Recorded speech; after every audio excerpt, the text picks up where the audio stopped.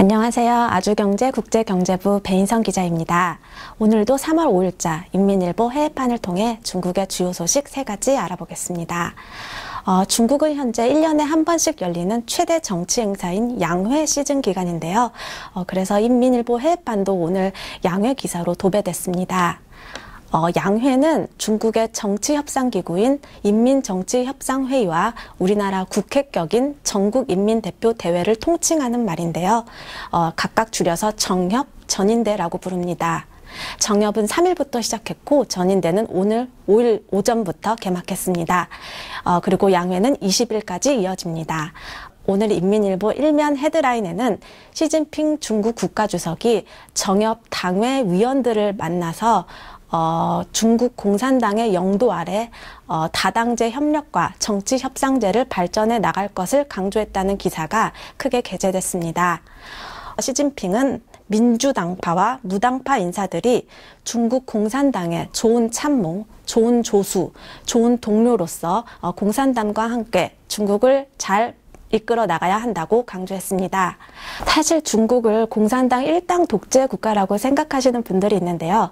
사실 중국에는 공산당 이외에도 중국 민주동맹 등 8개의 군소 정당이 있습니다. 이들을 민주당파라고 부르는데요. 이들 민주당파나 무당파에는 중국 전문가들이나 학자들이 포함되어 있습니다. 그리고 이들은 전인대나 정협을 통해 국정 운영에 참여하고 있는데요. 때때로 내각의 주요 요직에 앉기도 합니다.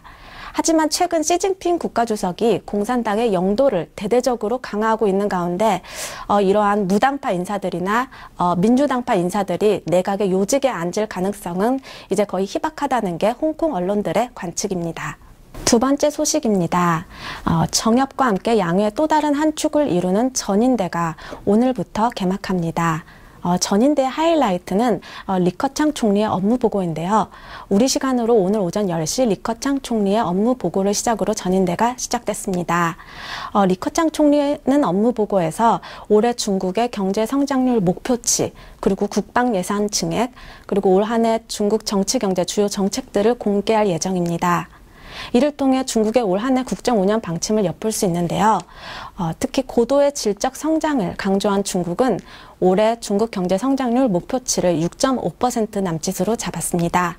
또 국방 예산은 전년보다 8.1% 증가시켰는데요. 이는 지난해 증가율인 7%보다 1%포인트 늘어난 것입니다. 이를 통해 중국이 미국의 버금가는 군사 강국으로 거듭나겠다는 강력한 의지를 내비친 것으로 보이는데요. 최근 중국의 군사 굴기는 우리나라도 위협하고 있습니다.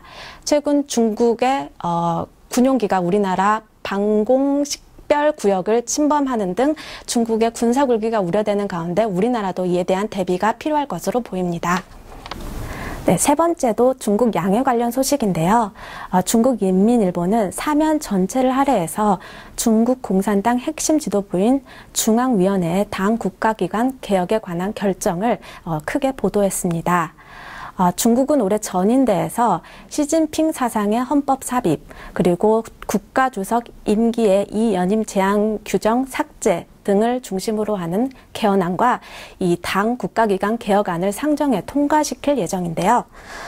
신문은 당 국가기관의 개혁의 필요성을 강조하면서 당 국가기관 개혁은 공산당의 영도를 강화하는 방향으로 이뤄질 것이라고 강조했습니다.